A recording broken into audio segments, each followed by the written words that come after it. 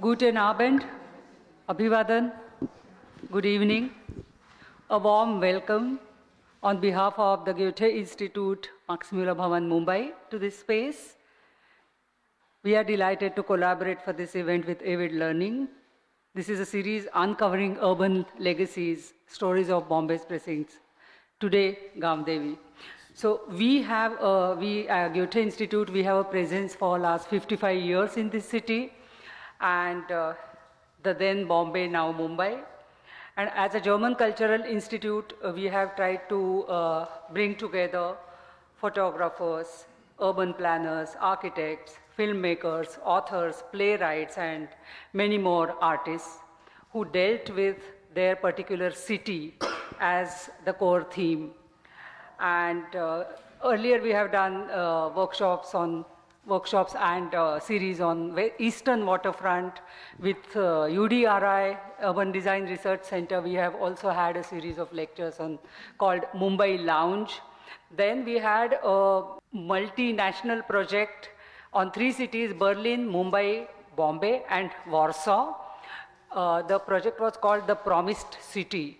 And there we had invited artists across various artistic expressions, where the authors came together, photographers under the title Fortune Speakers, etc., etc. So I was discussing with Asad. I said, this is a wonderful series looking at basically the areas of Mumbai.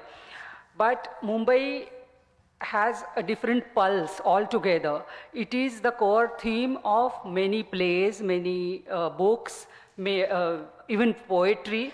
So how are we going to deal with that? And as the film showed us, he has already touched upon everything, but many more to come, of course. So today it is about Gamdevi or Gamdevi, which was constructed in order to decongest the colonial Bombay.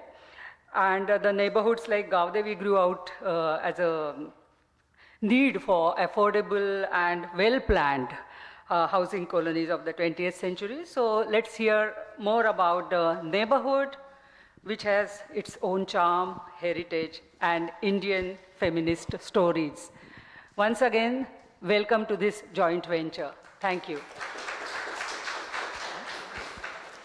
Thank you, Jayashree, for always being so generous and hosting us. I'll do my formal thank yous at the end.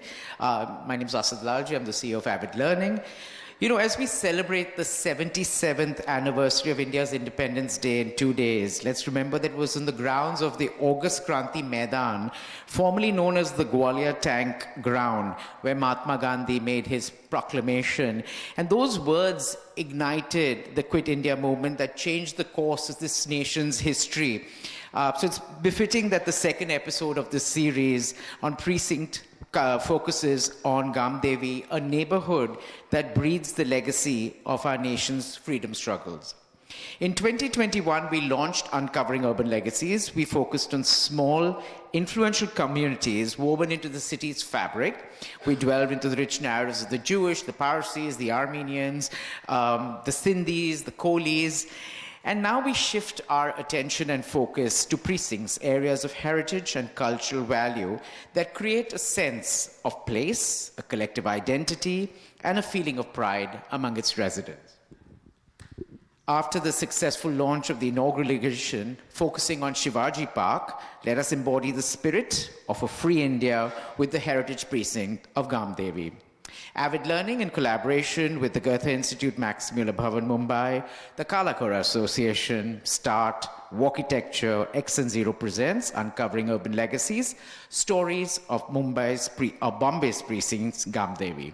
Please join me in welcoming our panel of experts, owner Som and Amchi, Pinky Chandan Dixit,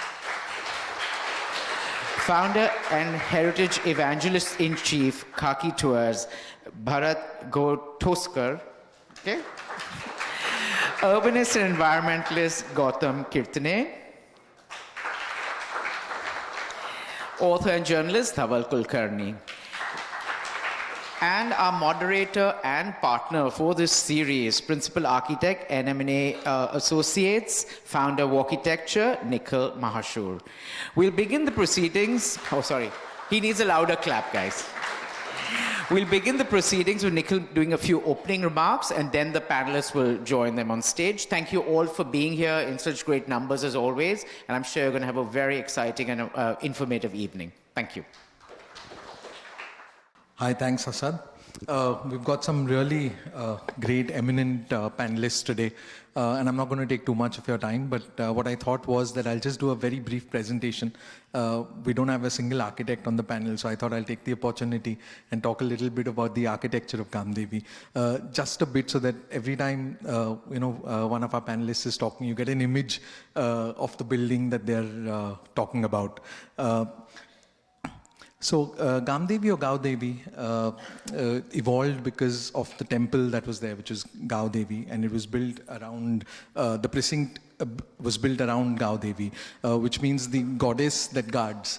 And everyone looks up to the Gamdevi goddess, and you have a lot of Gamdevi temples all over Bombay, and if you look at their positions, they're either at the height of a mountain or near the coast, because it's, as it says, it's the goddess that guards, and usually it's been guarding our coast for all these years, and people think that we've never had a large calamity, we've never had a coastal calamity ever in Bombay like some other, like the tsunami or something, and everyone believes that it is because of this Gaudevi that we're being protected in our city. If you look at the image, it's by an artist, John Johnson, and you'll see the old Gamdevi. It's actually a photo which is taken from Malabar Hills. You'll see the Parsi burial ground here. On this side is Kambala Hill, and if you look closer, and you'll need to tilt your spectacles, and you'll see Gamdevi right in the center here, and when you look ahead, you'll see Kolaba, and you'll realize how scarcely populated Bombay was in 1828. What the BIT did, as ma'am just spoke about, is that they called the BIT when the plague hit Bombay, and they started developing the area to provide more housing, affordable housing in the area. If you look at the two maps that are put up, this was actually the islands of Bombay, and this is all the reclaimed land. Gamdevi was part reclaimed, and part, there were a lot of rice and pomelo fields that were there, and they converted all that into land to make Gamdevi the place it was. And if you walk through August Kranti Maidan, and better known as Crossword, if you take the left after Crossword, you'll see how beautiful and well planned that area is. If you see this, quickly I'll just show you this. At number 10 is where Gamdevi is on the map, and the grey areas is what was reclaimed by the BIT. This becomes Gamdevi. This actually I've taken from Gautam, because every time I spoke to Gautam, he told me that how Gamdevi is the James Bond of Bombay, and which is why I've highlighted it. And it never struck me to look at it from that perspective. If you see, that's the outskirts of Gamdevi. We're lucky that it actually, it skirts off every one of the panelists that we have. So it's got Som at the edge. Then it's got Gautam, who's lived, at French Bridge, and also at Tejpal Road. So if you, you can actually demarcate the boundaries of Gamdevi by our panelists that are here today. It has some really pretty streets. So when they started planning Gamdevi, you had some really, really beautiful streets and really narrow streets. So literally where Gamdevi police station is, on the left-hand side is a lovely little planned place with Laburnum Street, which has these really, not shady, I shouldn't say shady trees, but well-shaded environment. And then you have Bhaskar Bhau Lane, and of course Bhendi Lane is one of the narrowest streets. So it's so much fun to go through these streets. If you do both the streets together, which is Laburnum and Bhendi Lane, you'll realize what Gamdevi truly is. The architecture, I'll just quickly go through a few of the prominent buildings, and Mani Bhavan is one of the most well-known Gamdevi building. Every time you think of Gamdevi, you look at Mani Bhavan, and there's no distinct style of architecture. So every time you want to describe the styles, even largely in Bombay, you really can't pinpoint. As an architect, I can't really tell you what style of architecture is, because the minute you say that it's vernacular, because it's got all these railings which you'll find all over over Bombay, and then suddenly you have some really beautiful Baroque details that come up. So every time, if I have to describe the architecture of Gamdevi as well, though it's vernacular, but in the end it's Khichdi architecture, and that's why it really looks so pretty, because every little nook and corner of a building has a different detail that you get to see. One of my favorite buildings, or not buildings, or rather structures, I think Bharat will be able to tell us more what we could call it. I think model is the mini gateway of India, and I love it because you can actually, I thought I'll just go quickly, take a photo and leave. But it actually got me waiting there for about 10 minutes and just going through every detail. It's the replica of the Gateway of India that Rao Bahadur Desai built before the Queen actually came. Sorry? The king also, and that's how beautiful this is. The Blavatsky Lodge is like an Indian revival and an Indo-Saracenic kind of building, but look at the Malad stone. So it looks like a British building from a distance, but when you look at, you'll see these jharokas and you'll see these jalis and how pretty the building looks. It's so addictive because every little window, every little door in Gamdevi has a different story to tell. The Malabari Hall now, suddenly I've spoken about Baroque and I'm talking about Indo-Saracenic, and then you walk around and suddenly there's a colonial building that comes in. And the Malabari Hall, of course, is like the advent of the women's liberalization, that empowerment that happened. I absolutely love the window, and the reason I put the photo is that it's got a little colonial little keystone that's there.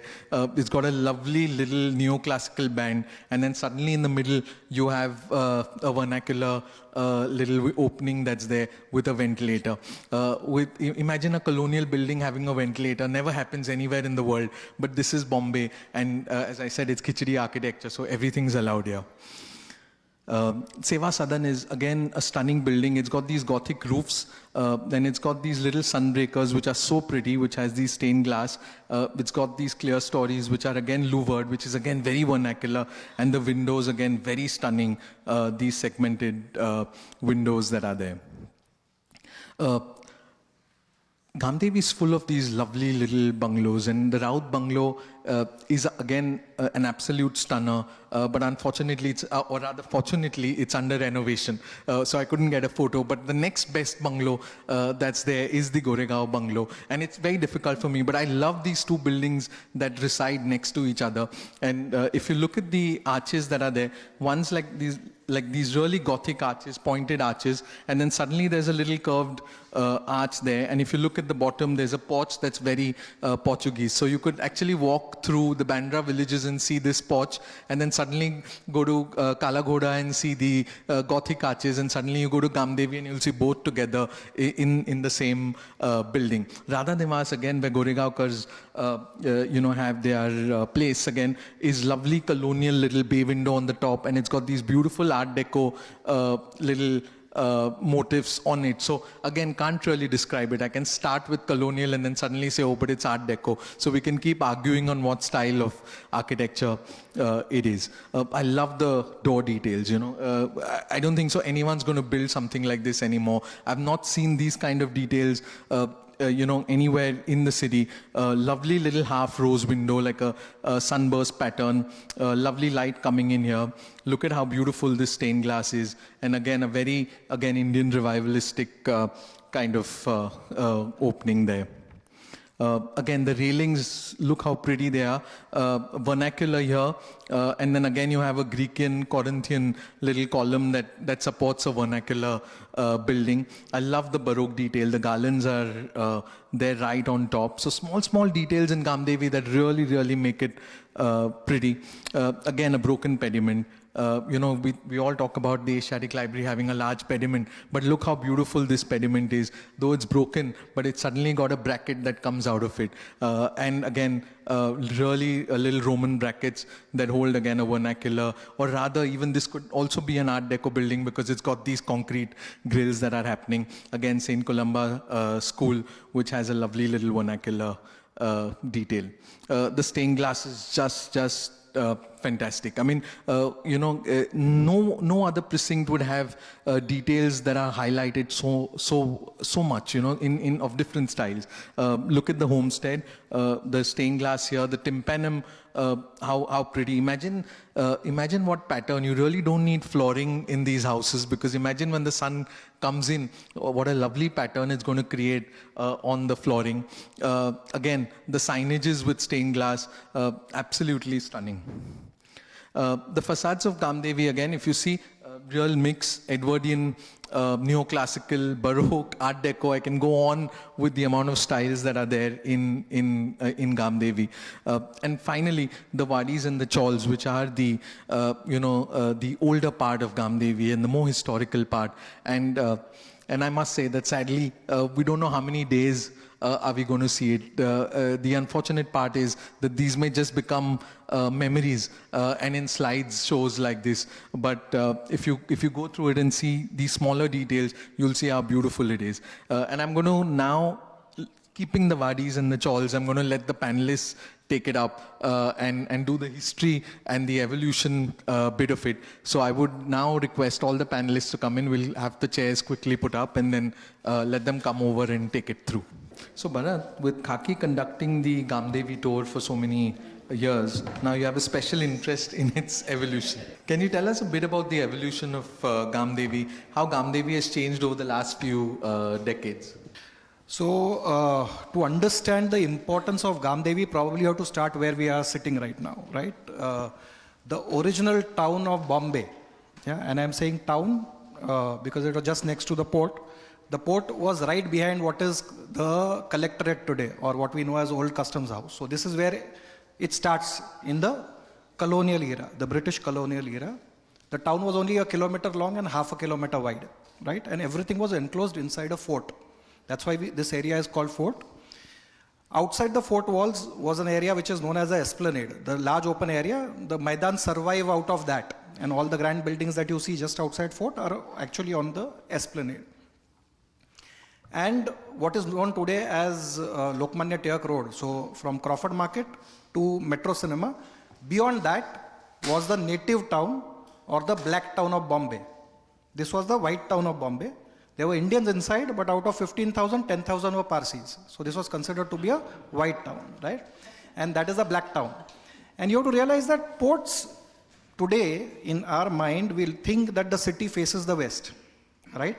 But at that point of time, there was no airport. People entered the city from the east, from the harbor. So all the development was clinging the harbor from here right up till Dongri. Yeah? So this is where the first settlements outside the fort came on this side. While the other side, you probably would have wondered what is Back Bay. Yeah, because that is on the back side of the city. So what you see at Marine Drive is the Back Bay. Yeah, that is where they would dump unwanted things of the city. So that was like the what is today areas around Chembur and all where things are dumped. So that was what was there at that point of time, and that is where the burial grounds were also there. So it was away from everything. It was a virar of its times where nobody wanted to go. Yeah, I am talking about 160 years ago till Girgaon. So if you know Thakurdwar and you know just before Opera House, the junction where there's a Girgaon Portuguese church is where civilization ended. Beyond that were coconut groves and some plantations, and then there was the wild west of Mumbai, not the way you look at it today, or Malabar Hill and Kambala Hill. That is where people went for hunting. Okay, I'm not talking ancient history. The last tiger was seen 201 years ago at Gowalia Tank.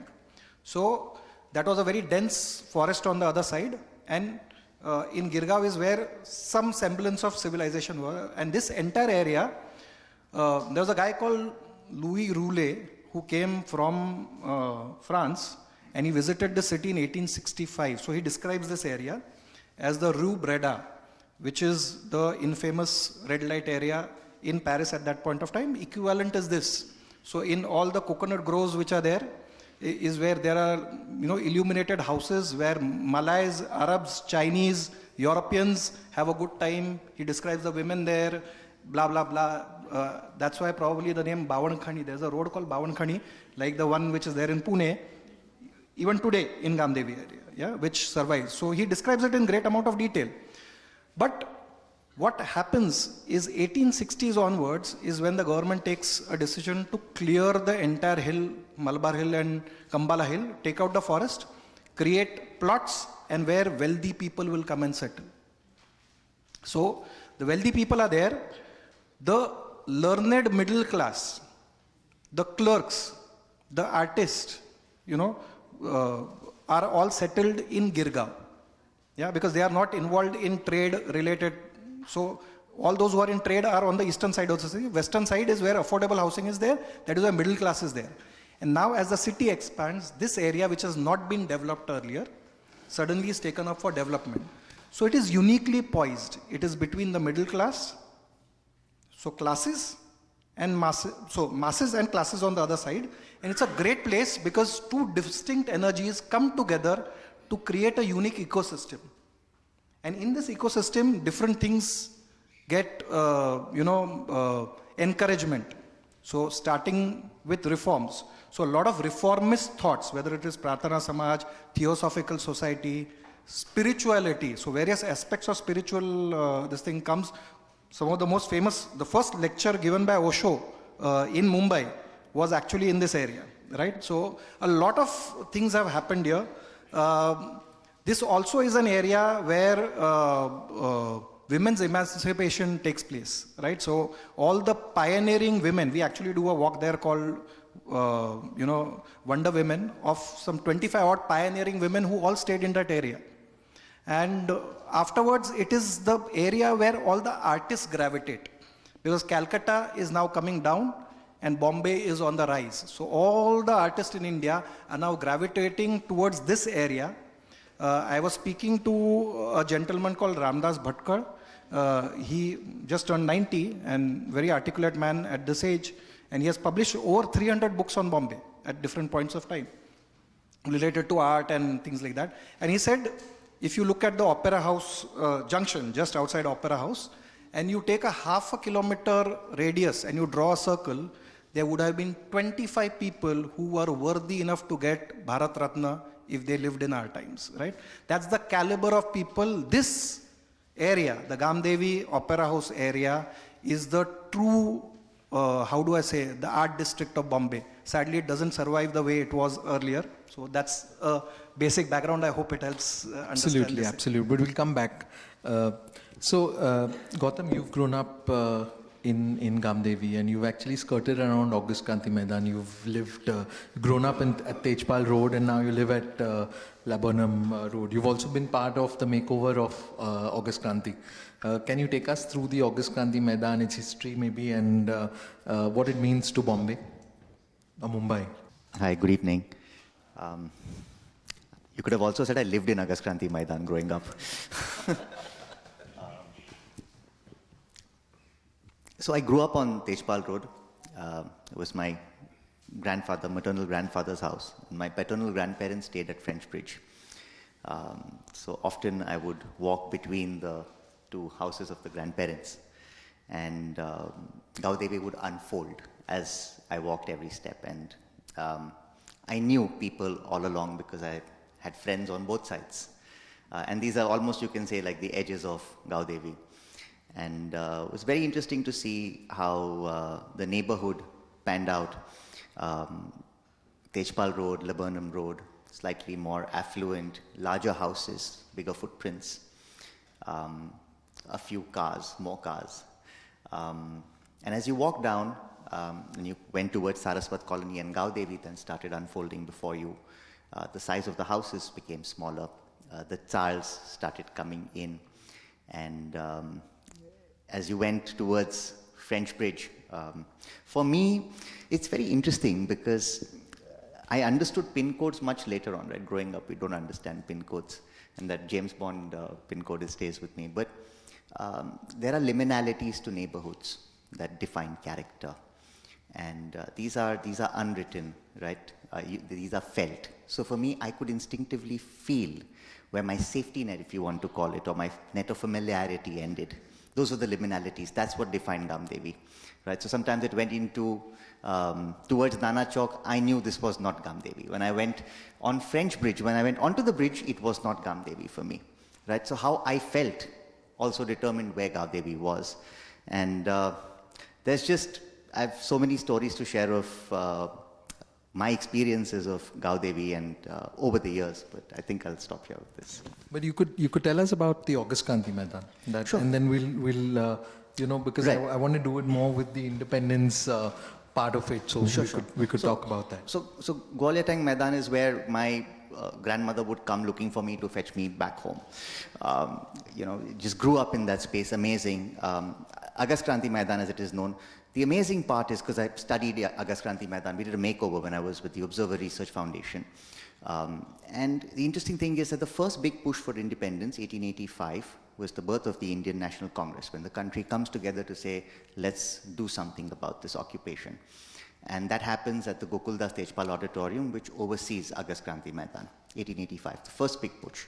And then the last big push was the Quit India movement that Bharat spoke about, saying, like, just get out of this place, right? So this is about, as the crow flies, 200 meters apart from each other, all in one line of sight.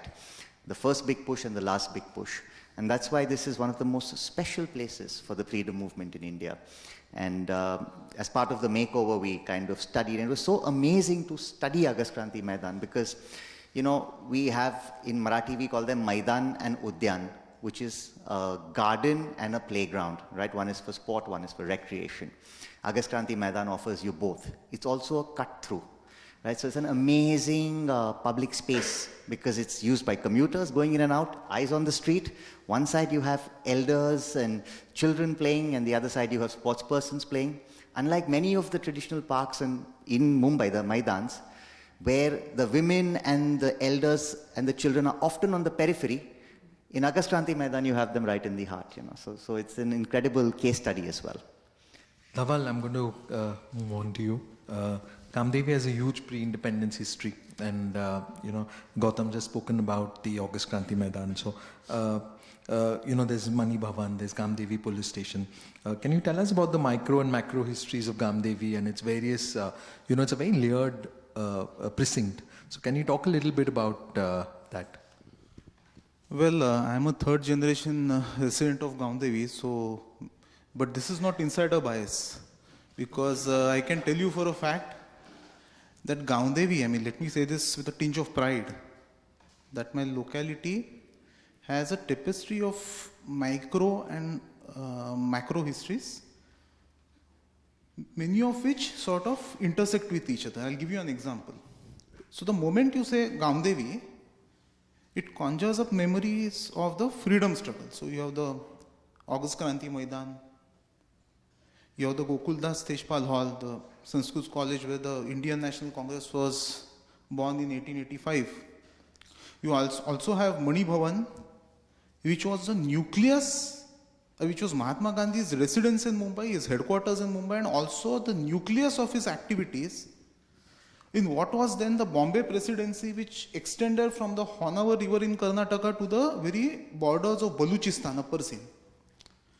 Then this is Gamdevi's link with the liberation movement. Then there's another kind of liberation, that is women's liberation.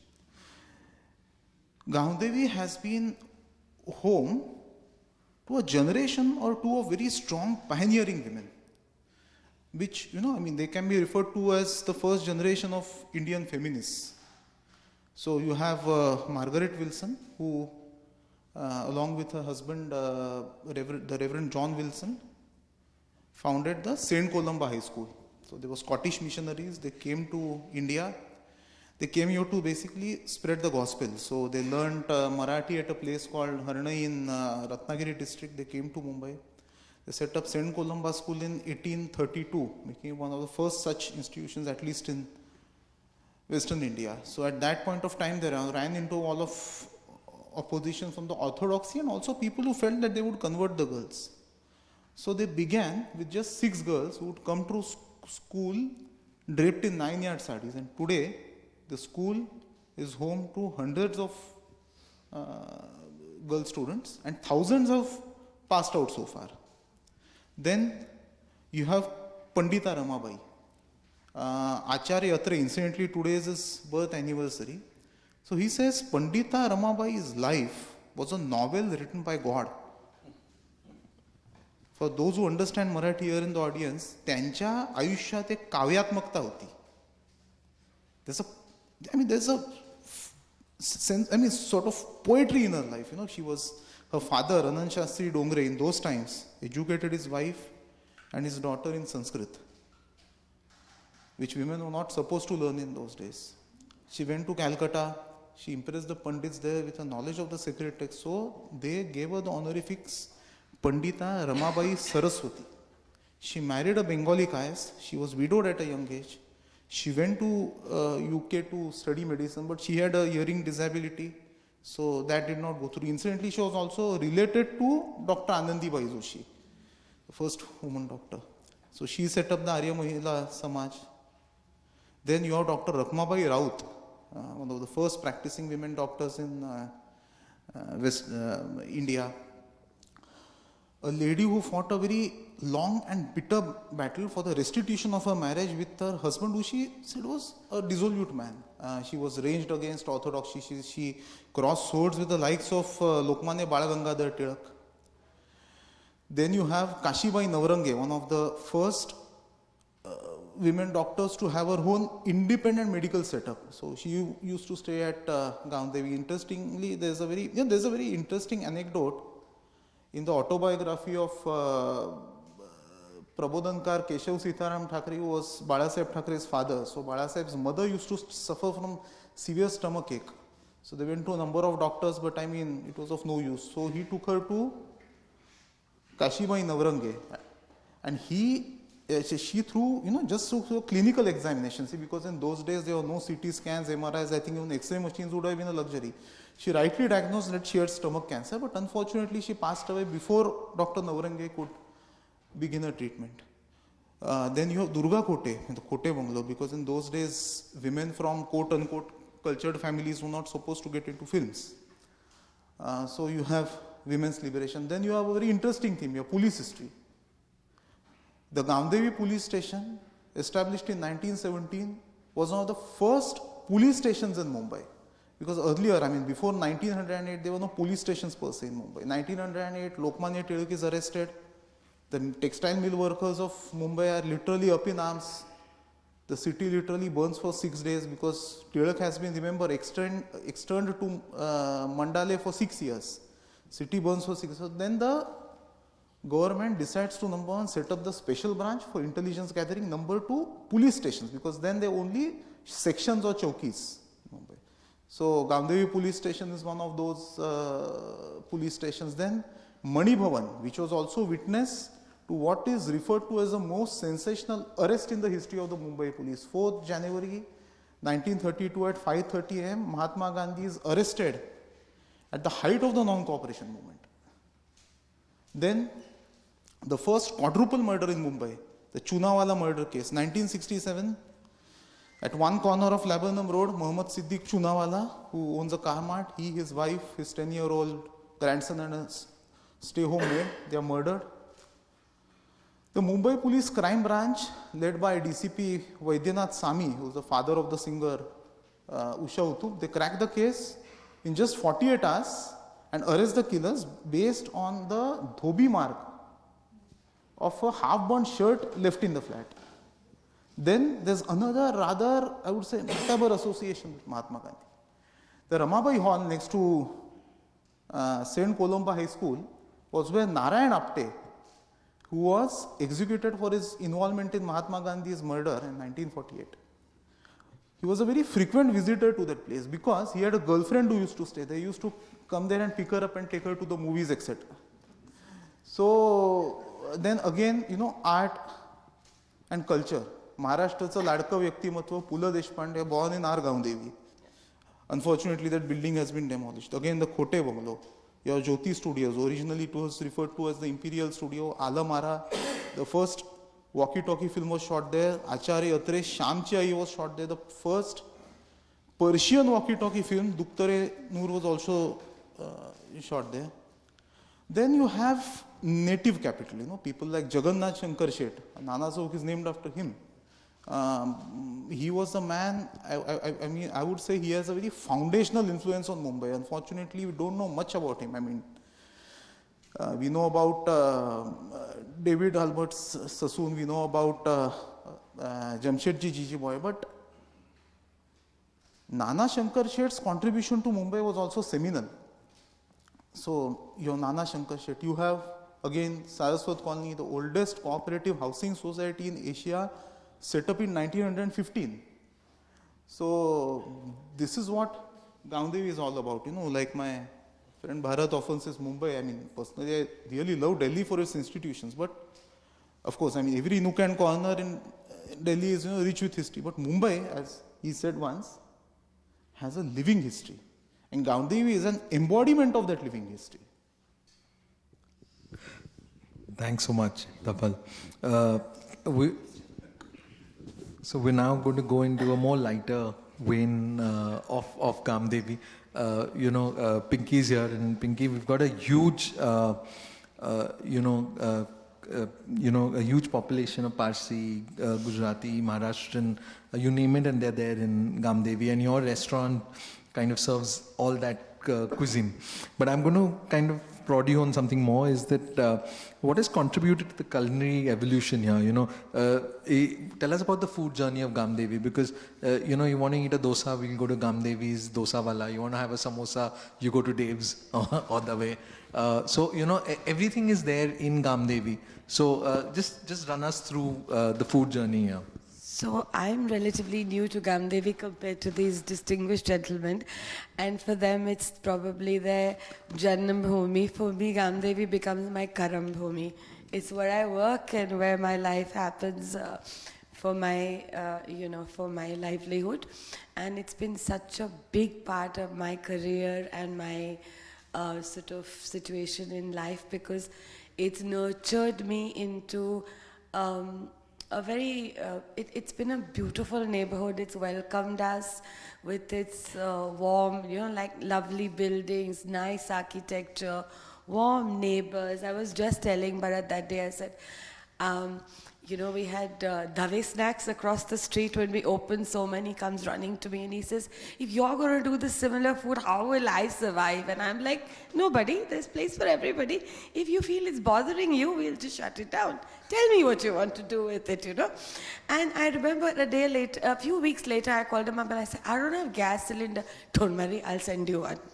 It was so nice that, there was just this lovely neighborly ways of functioning, and everybody's just very, very simple, happy, and not, not cringy with each other. Yeah. But go on we want to know more about your stories about the samosas at Dave. So which is more popular, the samosas at Som or the samosas at Dave? Hands down Dave. So my husband and me, he picks me up from work the early days, and we used to, sort of circle from Babulnath and go to Dave, pick up samosas and use it for the long drive back home to Bandra. So one day I'm waiting on the other side of the road and I'm watching this fellow eating samosas, and I'm like, okay, he's picked me up and he's eating another one, and I'm waiting impatiently over there. And then he comes and picks me up and he says, I said, you already ate without me. So he says, no, I was just tasting to see if they were fresh. I said, tasting is only one, eating is two, baby.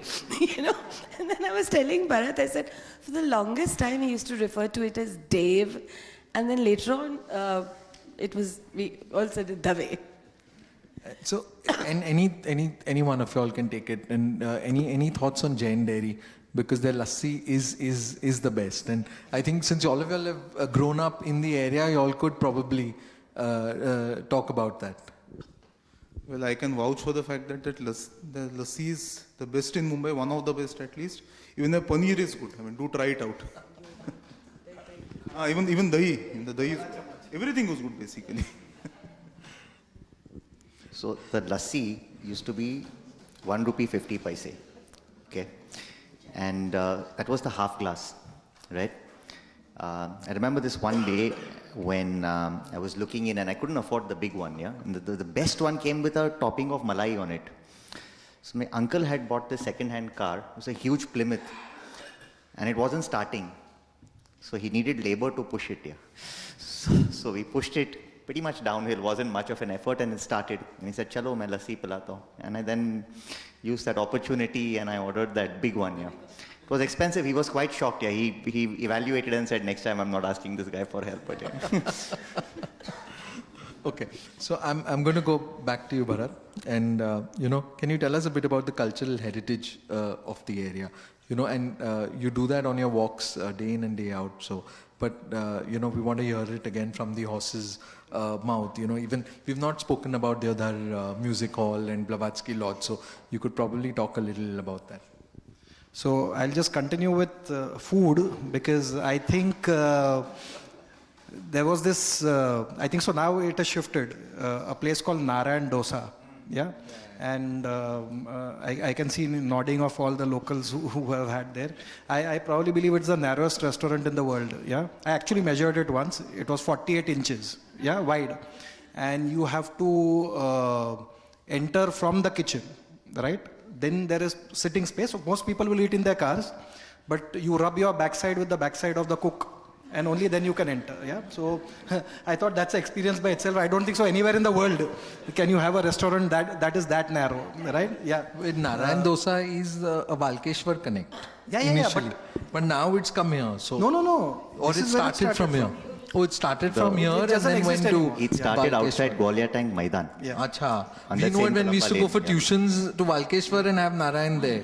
Now there are branches everywhere. Yeah, At the So end of, yeah. it still goes with Gamdevi temple and Valkeshwar Mandir. You have to touch your head here and then touch your head there. Now it's the dosa wala that does it. Yeah. So talking about, I find it very fascinating that this entire area, when it comes to culture, so we'll stick to art to start with, is Kala Ghoda is an art district, but it is essentially less about performing art. It is more of visual art that you see here. But all aspects of art are something that were prevalent in the Gamdevi and the Opera House precinct. The best part is influence of one artist on the other. That I find very, very fascinating. That there is a painter who influences a sculptor. Yeah. A famous photographer who provides films for making the first movie in India. So it is a lot of cross connections that people miss out. Raja Roy Verma's many paintings are inspired by a famous Hindustani classical singer who stayed there, whose house still survives. Had this been Anjani Bai Malpekar, yeah, and many of the famous paintings of Ravi Verma are Anjani Bai being there. Both our houses are in that precinct. Sadly, we don't have anything which is called a blue plaque, so we don't know. We'll pass by that particular bungalow without realizing such a great legend stays there, right? And we only see Pandit Paluskar Chowk or Devdar Chowk, and we don't realize who these guys are. Yeah, many people probably think that these are people who, the local corporators' father, grandfather, something. That's not the case. If Hindustani classical music survived, it is thanks to Bombay, colonial Bombay. The kind of patronage which was given by the wealthy people in the city after the royal families were on a decline is the reason Hindustani classical music survived. And three people are essentially critical for this, right? So at this location, I'm not going to talk people outside, two of them in this location. So Devdar is very, very important. Before him, Paluskar, who was his guru, both of them made music accessible to common man. Before that, it was the ustad which will teach in a gharana style, right? Ability to go to a college to learn music is what Paluskar brings. The next level is what Devdar does, is that he creates classes. The fact that a housewife in Girgaon or any of those areas could go and learn it for 2 hours in the afternoon, which till then was considered to be a nachne bajane wale logo ka profession, right?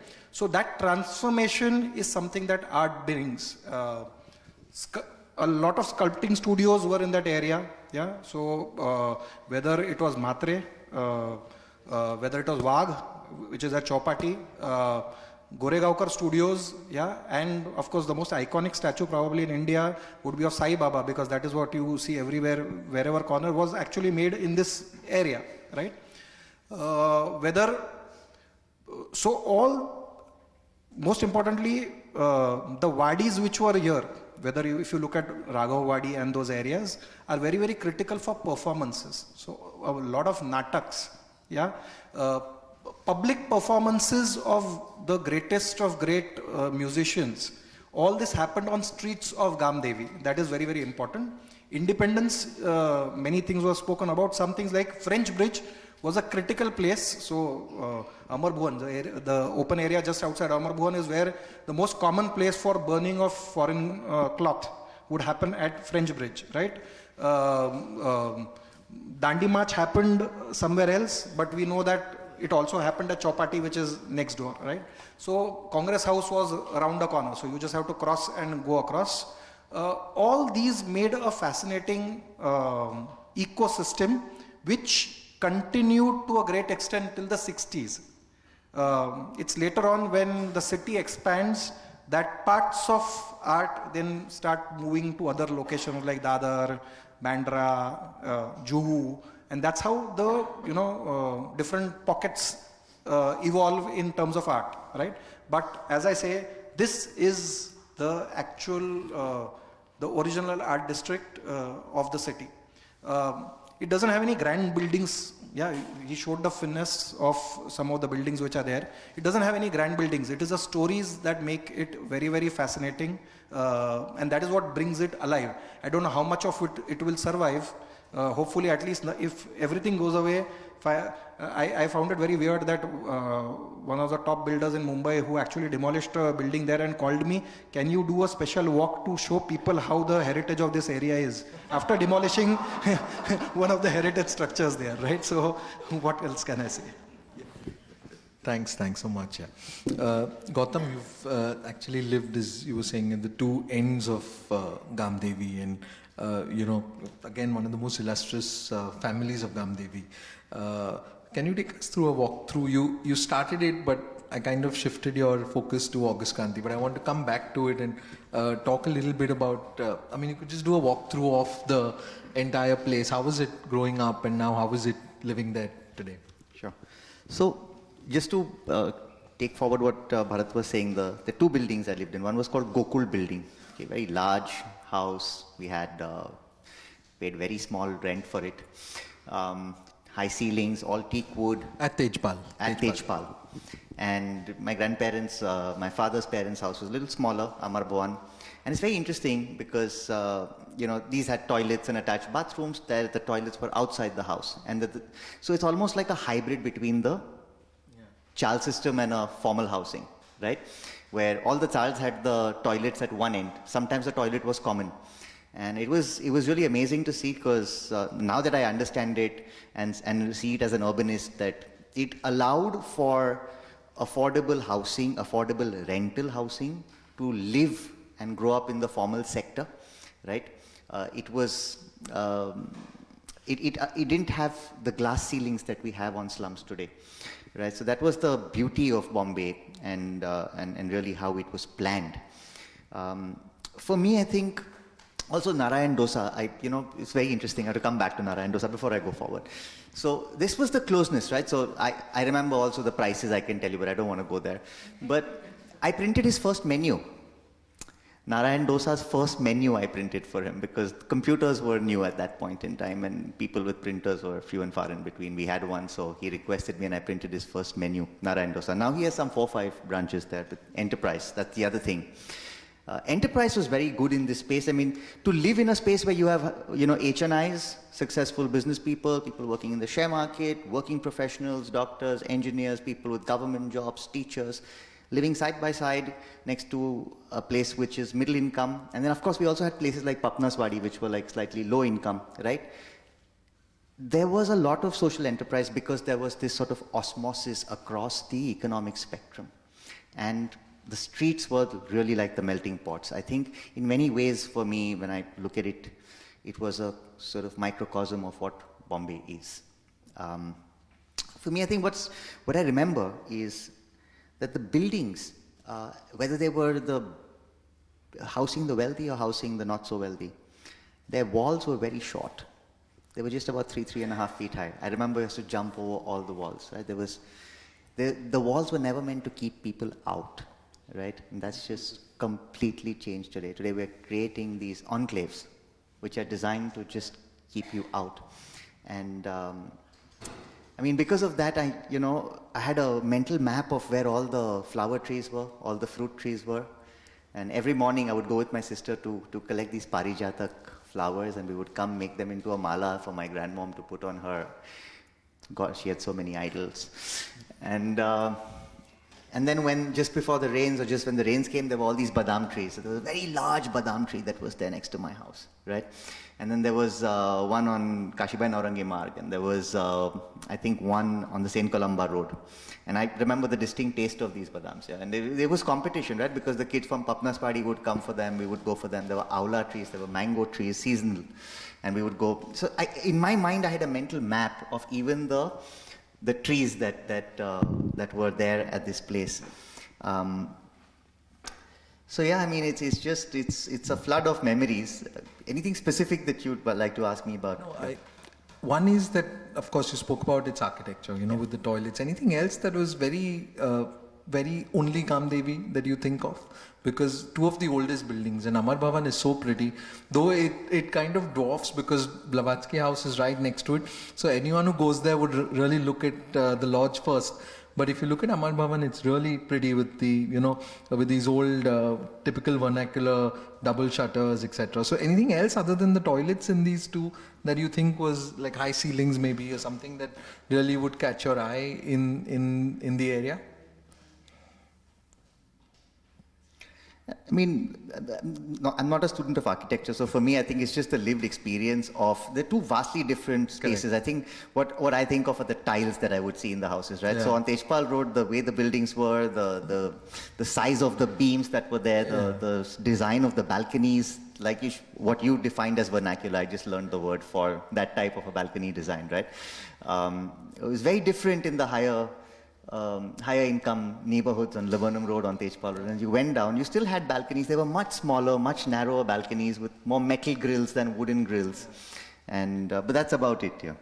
So, I've realized something, and maybe I would veer because I'm an architect and veer towards the question. But whenever anyone's lived in a precinct, they're much better architects than someone who hasn't.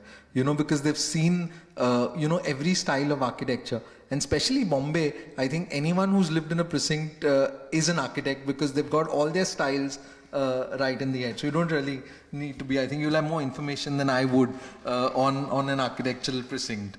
I'm going to go to Dhaval now. And Dhaval, of course you've spoken about Pula Deshpande and you've spoken about, Jyoti Studios. Pointedly, I want to ask you about the education institutions. We've not spoken about Seva Sadan.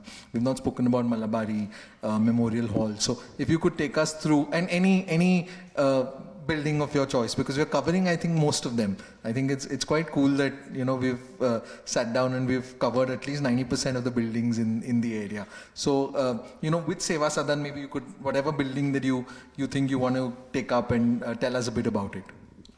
Seva Sadan, of course, was set up by pioneering social reformers like Bairamji Malbari and Diwan Gidumal. Of course, you also have another important educational institution would be St. Columba, which I referred to. You also have the Bhavans college located nearby. I've been told that Noor Jahan, before she migrated to Pakistan post-partition, used to stay there somewhere near Bharati Vidya Bhavan. You also have the Bhavans College, the Wilson College, of course. I mean, the Reverend John Wilson was the principal of the college.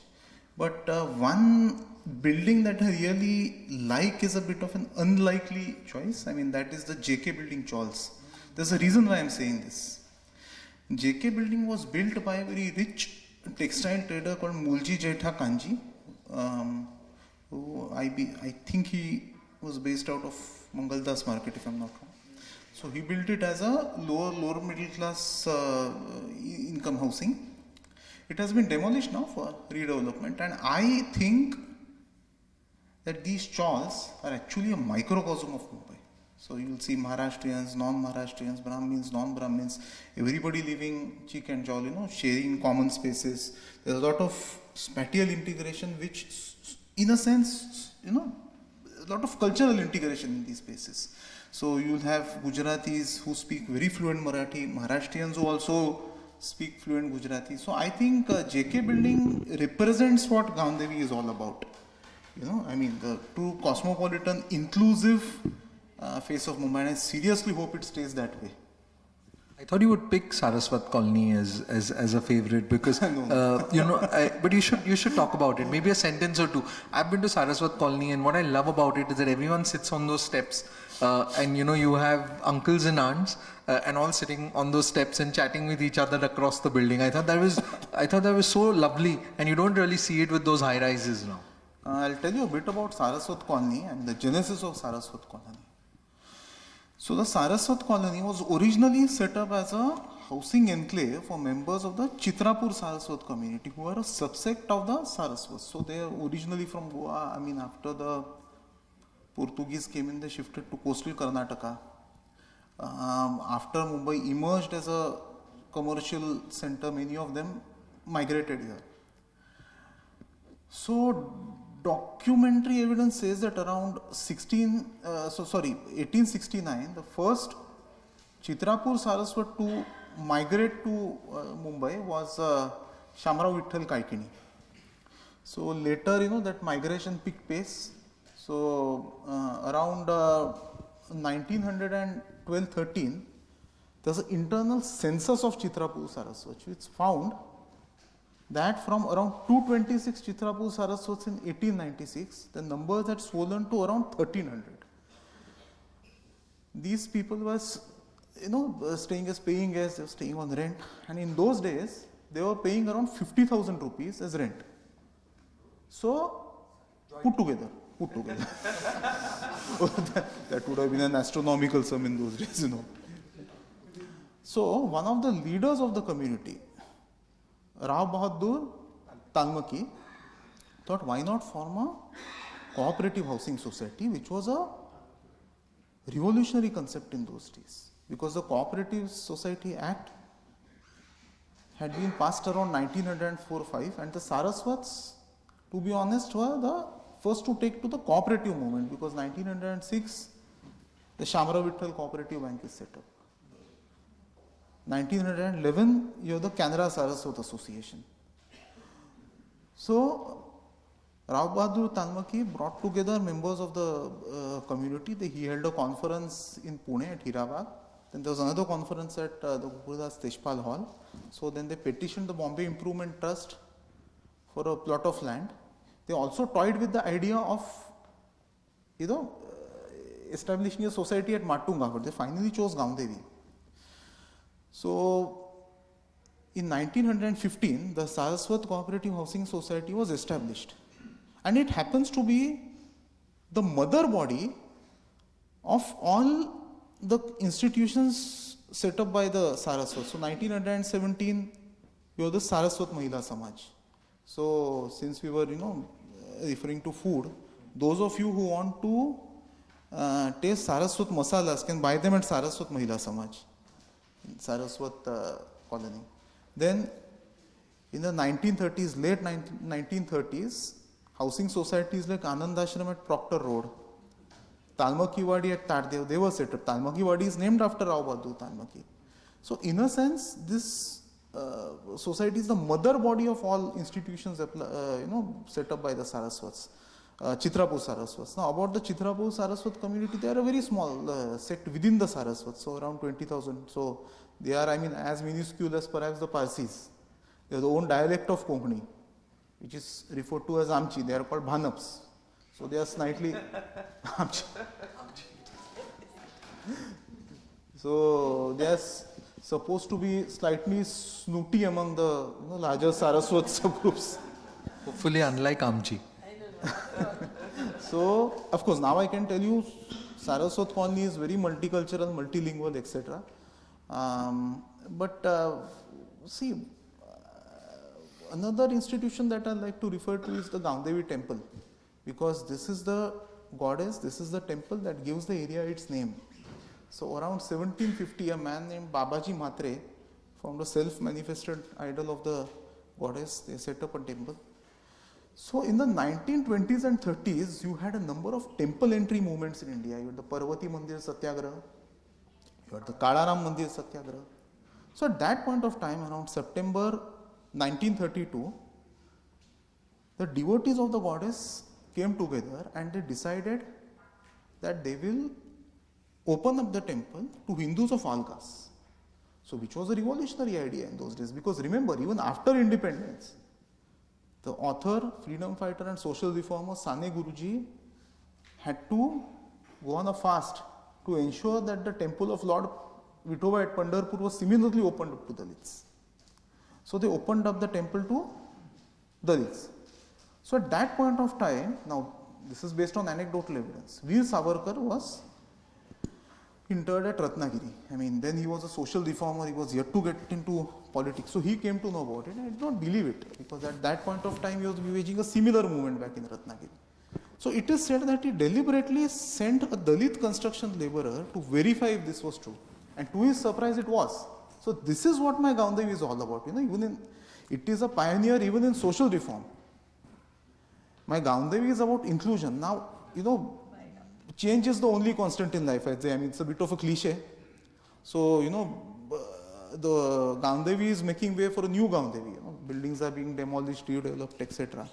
And I sincerely hope that even after these developments, Gamdevi will continue to remain what it is. You know, very inclusive space, a locality which makes people feel at home. There's no exclusion. You know, the kind of exclusion that you see today. I'm sorry if I sound a bit harsh, you know, a bit some sort of a, you know, modern day caste system where people feel unwelcome based on their caste, religion, you know, even food choices and cuisines. So I hope Gamdevi stays what it is. I don't know, wishful thinking. Thanks, Tapal. Pinky, I'm going to ask you about Som, okay, how it's changed from being a very small offering to now a cultural landmark. Did you cater to did it start off as catering to the middle class of Gamdevi, or because now it's become like a universal place? So tell us something about Som and how it evolved. So the idea of Som to me was to do something that would be a neighborhood eatery where you could come and eat 2 or 3 times a week, not pinch your pocket too much, and give you healthy, good food.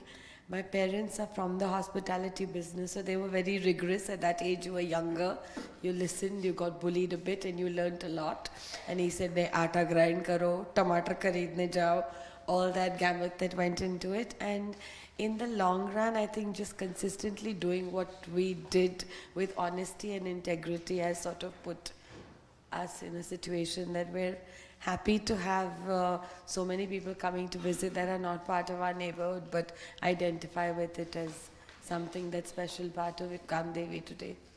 Absolutely, we just love Som. Thank you. So, we've got the Goregaonkar family with us. Would someone want to kind of say something about maybe a few words? Yeah, sorry, just 1 minute. So, just to add a couple of points, you know, one is changing demographics is something that I'd like to just touch upon. A very interesting point that you brought up, Dhawal. So firstly, both the buildings that I grew up in, one is already gone for redevelopment, it's been completely demolished, the other is on its way. And something that's intangible is social capital that neighborhoods have. And I distinctly remember the social capital there, where people would come onto the streets as a public common, right? I remember the sustainability aspect of it, where just this memory came to me, where there would be these ladies with 9-yard saris who would come, and they would come with these big pestle and mortars, and you had to buy the mirchi and the masala, and they would like be banging it in like some amazing synchronicity. Okay, 3 of them with these 3 big pestles going into that and giving you the masalas. And the masalas went to the Gujarati households and the Maharashtrian households and the rich households and the not so rich households. And it was the same ladies who came and gave you those. And you know, it was just amazing to see how that social capital and fabric of that neighborhood was, and to know that it has, you know, altered. And one of the things is happening, which is pan Mumbai, right? And one has to be very cognizant of this, and it's a very sensitive topic. But if you look at the way redevelopment is structured, right?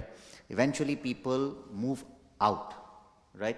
The idea is okay that you will move back in, but eventually what happens is people move out, and neighborhoods are changing character across the city. If you look at old neighborhoods like Girgaon, if you know Mumbai, when we talk of Mumbai, it's about the Marathi Manus, the bastions of the Marathi Manus. So Shivaji Park and Dadar. Dadar, Parel, Girgaon. Parel. No one says Parel now. There's a vanishing of the Marathi Manus. I think one has to be sensitive. It's not about, I mean, of course, there's, free market and capitalism plays its role. Whether there's a need for policy intervention or not is something that one has to think about. I'll leave you with that. But there is definitely a changing of the demographic of Mumbai. Lovely, lovely. Thanks so much. If I may add the problem in our public policy today, it's largely builder driven. It is builders, earlier there was some sort of a thin line between being a builder and being a politician. Now builders have become politicians. It's very difficult to find out who's who. So they have their fingers in every pie. The problem is when developers drive policy, you see a certain gentrification of Mumbai. And I remember, if I'm not wrong, it was in Lok Satta. There was a piece called Mumbaitli Anek Better, which said that Mumbai had enclaves for the rich, the poor, the middle class, the lower middle class, etc. Today, the richer enclaves are encroaching all over the city. So the working class is literally pushed beyond the margins, beyond Virar, and I would say beyond Kalyan. It's almost like, what South Africa was once upon a time, where the blacks were not supposed to stay in Cape Town, etc. They were supposed to travel all the way, work and then go back. You see, something of this sort is happening here. Something which has deep ramifications on our society, on public health, on every aspect of life. Well, unfortunately we have a time barrier, but otherwise I realize you're just blooming now. Things are just coming out. Wish we had about half an hour more, because now the real you is coming out. Why don't you say a few words? Hi, good evening everyone. I'm Nikhil Goregaonkar. That's my grandfather Pradeep Goregaonkar. I stay on Goregaonkar Road in Gamdevi. Yes, that's Nikhil Goregaonkar on Goregaonkar Road. Even today when a policeman looks at my ID card, he thinks I'm a big shot and he lets me go. So I am the 5th great-grandson of a legendary Harishchandra Goregaonkar, who about 200 years ago, he came from Goregaon, 600 years ago. 6th generation, this is why we have grandfathers. Okay, so 6th generation of a legendary Harishchandra Goregaonkar. He came from Goregaon, and at that time our last name was something else, but there was no paperwork, and because he was the man from Goregaon, everybody just called us the Goregaonkars. And earlier the pictures of the Goregaonkar villas were shown. Right opposite those villas there used to be a cowshed. Imagine a cowshed in Bombay. But yes, this was ages ago, and Harishchandra Goregaonkar came with nothing. This is the baap of all the 20 rupees leke nikle the stories. This is that. So he came with nothing and he started working at the cowshed. He was an industrious young man. He built his way up. The whole story there, I won't eat up more time. But he ended up building the original Goregaonkar villas. They go right back to 1899 and beyond. My friends call it the Hogwarts. If a delivery man wants to come home and he's lost in Gamdevi, I tell him, "Oh, Bhoot Bangla dikh raha hai na? Haan, Bhoot Bangla dikh raha hai. Haan, udhar hi aana hai." So that's just how it works. Harishchandra Goregaonkar's grandson was a certain Krishna Rao Goregaonkar, who then separated from the family and built Radhanevas, the bigger bungalow on the side where I stay today. That's a little bit of the history, and it is owing to this history that the road is named after Harishchandra Goregaonkar today. I don't think there is much documented literature on him. Well, I'm doing my bit, but that's the story, and that's my time. Thank you. Thanks so much. Thanks so much. So he is a Goregaonkar staying in a Goregaonkar house in a Goregaonkar lane, but he is not in Goregaon. Yeah, so. I want to speak, but I will speak in Marathi only because I am not prepared for English. Now Gamdevi. मुंबईमध्ये बॉम्बे करून एक island होतं 7 आयलंड्सपैकी. त्याच्यातलं Gamdevi, Fort, Girgaon, and then Malbar Hill and Khambala Hill. That Bombay Island is divided in 3 parts.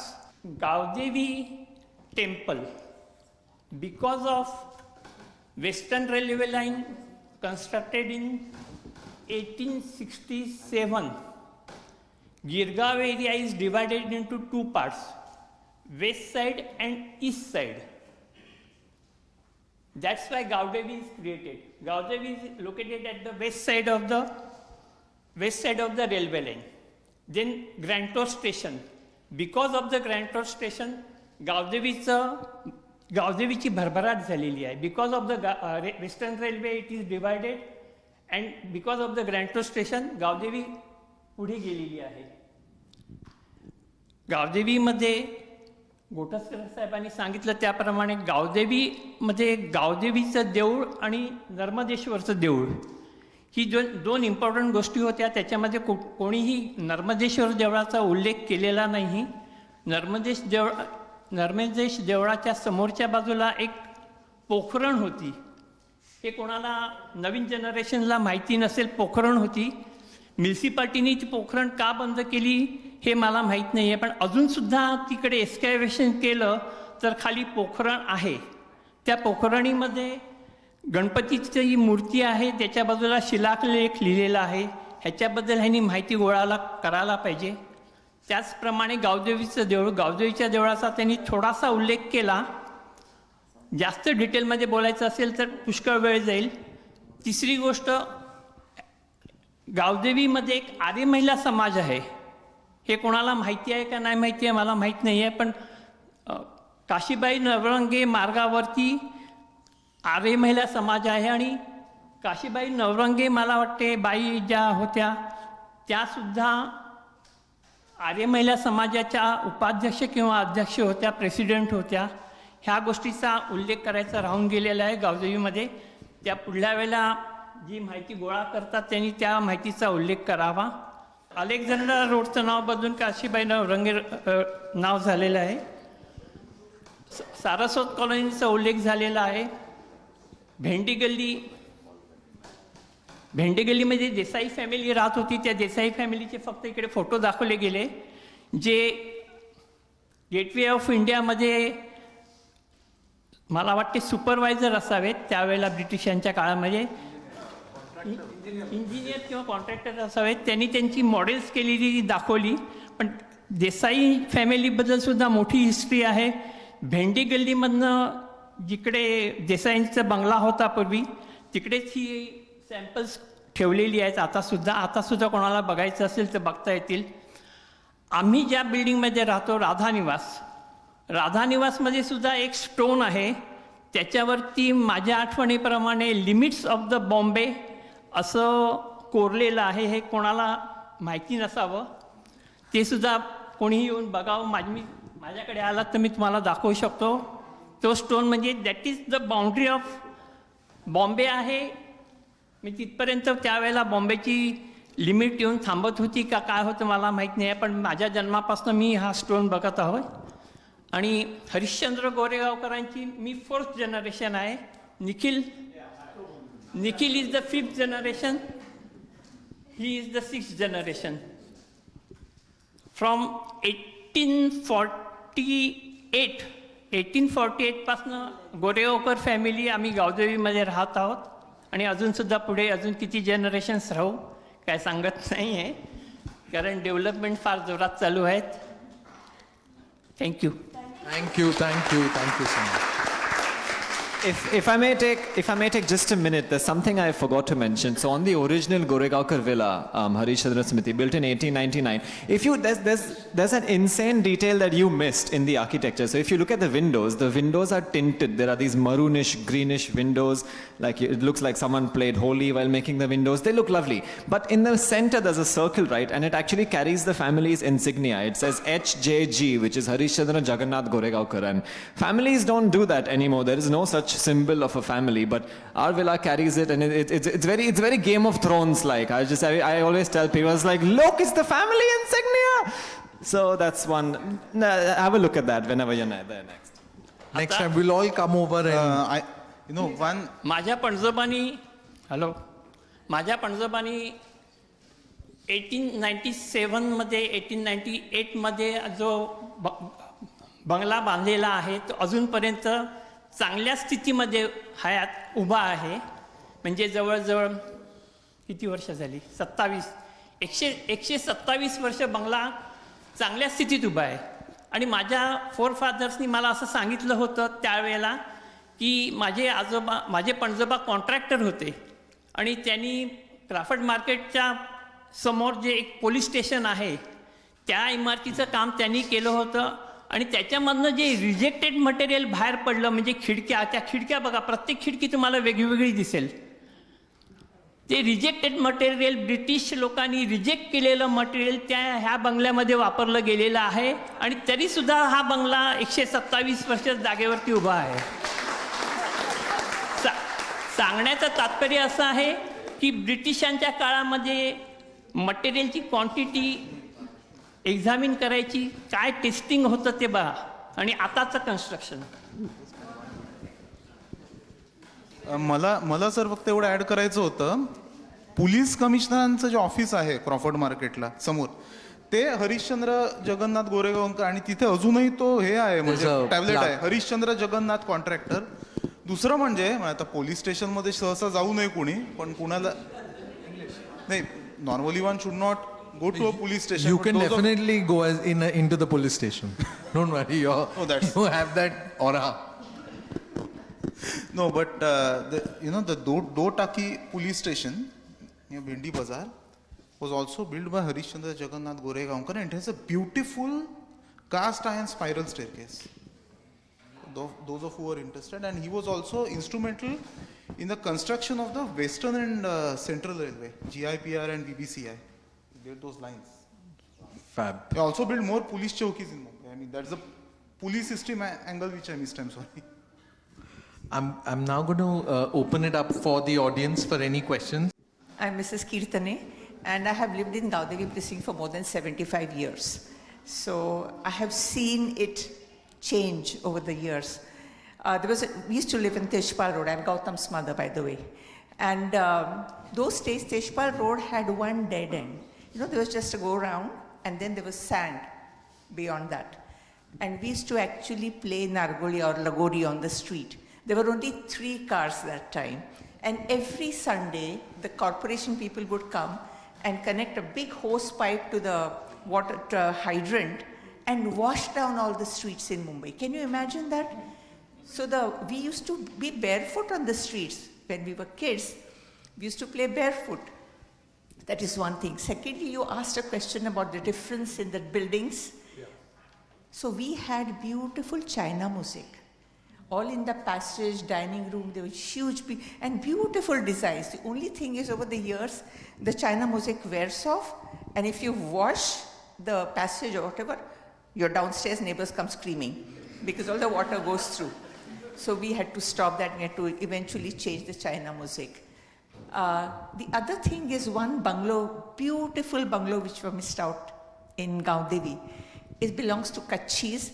It's Gokuldas Mansion. It's beautiful. And the Raut bungalow is now being renovated. And we had my mother-in-law and the Rauts were very close. So we have been to their house. They used to have for years on end during Ganpati festival the same thing. They had a nice railway track, tiny one, and trains going round. So all the kids would love to visit their Ganpati. And it still continues. One more thing about the prominent ladies there. My mother-in-law's sister, Jamnabai Desai, born in 1900, died in 1938. She was a gynecologist trained in England. And her memorial is at Kama Hospital. It's called the Jamnabai Desai Memorial. There's an operation theatre there, which is still maintained. So those are my 2 bits about. Thanks so much. Yeah, Samantha wants to. Hi, I'm doing a project on chawls. That's the reason I'm asking you this question. You showed your PowerPoint And among all the bungalows, how does this chawl come up there? Anybody has any idea about that? Do you want to take it up? Anyone? See, you have to realize that cooperative housing societies come up later, right? All these are wadis. Wadis is plantations which were usurped and converted into housing for affordable housing. When it comes to affordable housing, by the way, chawl is a word that comes from the Portuguese word chali, yeah, chalet, from which basically it starts at barracks for the soldiers. Military. Then they go vertical. And that is how it is human warehouses which are created, literally, at that point of time. So the owner would have a bungalow, and whatever is rest of the area, he has to generate income by leasing it out. That's the concept of chawls which came up. So if you are wealthy, you will stay in an independent house. But if you are super wealthy, you will create a chawl nearby which will fund, especially many of the owners were Muslims, because they were not allowed under Sharia to collect interest on surplus money, but they could build houses like these which could be rented out. That's why you see the names like Haji Qasem, Ahmad Sailor, Haji Ismail, all these names come up because they were creating these chawls which were affordable living, initially for bachelors, that's why they are small, but then families come in. That's how the chawls evolved in that area. Yeah. So the chawls predate the fancy bungalows. So if you look at what was Havi Road or Pandit Armabai Road, is the dividing line approximately between the new Gamdevi and the old Gamdevi. So if you come towards French Bridge, it's all old Gamdevi, narrow roads, without any greenery, without footpath, everything touching each other. When you cross over, it is planned. So that's the difference of what plague brought to Bombay. Yeah, the old areas which are just across and the well-planned area. So Mani Bhavan and surrounding areas are well-planned. You have footpath, you have tree-lined avenues. That is a planned version which comes after the 1896 plague. So the older part is Girgaon and all areas is where the chawl structure is there. I hope that helps. I'll just, because most people don't know, they only refer to her as Gamdevi, but the goddess actually has a name. Yeah. So she is called Leelavati, and Leelavati is the goddess of greenery. No wonder Gamdevi is so green, right? So. One last question. Hello. Thank you so much for this interesting discussion. From a historical perspective, actually, the two gentlemen on the left, I wanted to ask, so there's another neighborhood over there, that is Khotaji Wadi. Now, I am curious, which one's the older one amongst Gamdevi and Khotaji Wadi? Thank you. All right. Thank you. So, as a prelude to the next session, I just wanted to understand, from a historical perspective, what was the relationship between these two neighborhoods, if you could have some, from a macro as well as a micro perspective. So you have to realize that Mumbai had more than 80-90 villages. Okay, as the city grew, these villages were trapped on all sides. So you hear names like Kalina, Wakola, all these are original Gautans. There are some 20 odd in Bandra itself. So civilization came around them, they were trapped in between. So Khotaji Wadi is something that is trapped. Everything around it would have fields around it which were developed. And that's why the names of Kandewadi, Papanaswadi, because that is what was grown in those locations. Kedewadi, all these names, Fanaswadi, are what used to be grown in those areas. They were actually plantations. Okay, so I think we're now fully done on time. So you can ask your questions later because we've just completed our slot here. I'm going to let Asad thank the panelists. I think I'm going to thank the audience also. Yes, absolutely. So we did reach out to Nikhil's father through LinkedIn, but we never heard back, and he reached out to us through Instagram, right? Am I clear? So, hey, we tried to get you all here. But thank you to our panelists. I mean, you all are like an encyclopedia of information. I mean, amazing. Thank you. It's so great to have this session. Actually, I misspoke. The next session we're going to do is on Mazgaon. And after that, we're going to look at Khotaji Wadi and perhaps CP Tank with it. Thank you to our partners. Firstly, the Max Muller Goethe, to Bjorn, Jayashree, and Robert for hosting us and hopefully hosting us. The next session is going to be on the 19th of September. And to our partners, the Kalagora Association, START, Walkitecture, X and Zero. And to our panel, I mean, Pinky's got you all samosas, by the way, so go eat them. From Dave's, I believe, not Javed, Bharat, Gautam, and Dhaval, and Nikhil, our partner in crime for this series. We keep troubling him on a regular basis, but it's been a very fruitful journey. And to our audiences for being here in such great numbers. I know it's sometimes difficult to get here at 6:30 on a working day, but thank you for being here. We have many more interesting programs planned. The next is a symposium that we're going to be doing on the creative industries. And in September, we're going to be doing a tribute to Asta Debu, I believe on the 3rd of September, across the road at the NGMA, and it's called Dance of the Textiles. So lots more coming up. Thank you for being here, and have a wonderful evening.